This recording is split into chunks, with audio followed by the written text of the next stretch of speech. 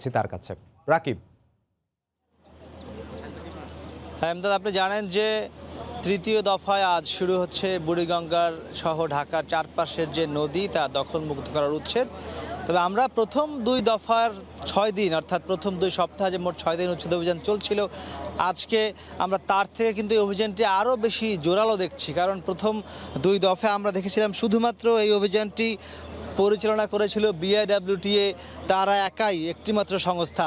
তবে আজকে কিন্তু এই অভিযানটি তাদের সঙ্গে আরও নতুন করে যুক্ত হয়েছে পানি উন্নয়ন বোর্ড এবং জেলা প্রশাসন। আপনি যদি আমার সামনের এই যে অংশগুলো দেখছেন এখন, এটি কিন্তু বলা হয় বুড়িগঙ্গার আদি চ্যানেল, এই অংশটিকে বলা হয়।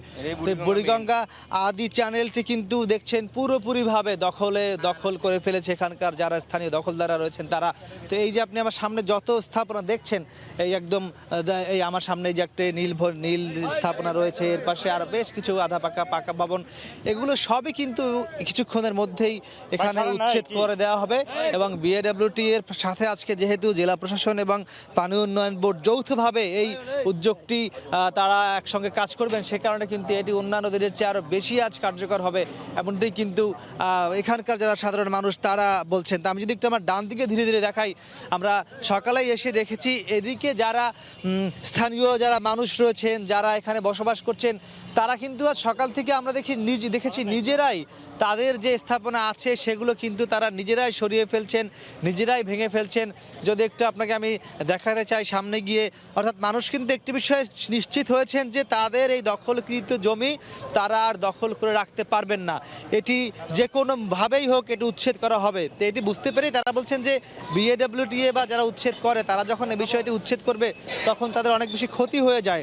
তাদের যতটুকু দখল থাকে তার বেশি হয়তো, যেহেতু বড় বড় মেশিন দিয়ে ভাঙা হয় সে কারণে এগুলো বেশি ক্ষতির সম্মুখীন থাকে, সম্ভাবনা থাকে।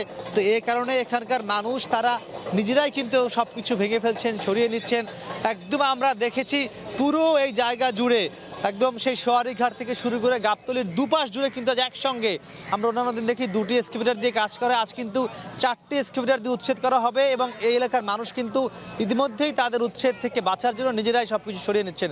তো মোটামুটি আমার কাছে বিএডব্লিউটি এর উদ্যোগে যে উচ্ছেদ অভিযান চলছে বুড়িগঙ্গা দখলমুক্ত করতে, তারাই ছিল সবশেষ খবর। এমদাদ। দ্বিতীয় দফায় বুড়িগঙ্গা নদীর পাড়ে অবৈধ স্থাপনা উচ্ছেদ অভিযান পরিচালনা করছে বিআইডব্লিউটিএ। তার সর্বশেষ খবর জানাতে আমাদের সাথে যোগ দিয়েছিলেন রিপোর্টার মাহমুদ রাকিব। এদিকে রাজধানীর পুরান ঢাকায় খাদ্যে ভেজাল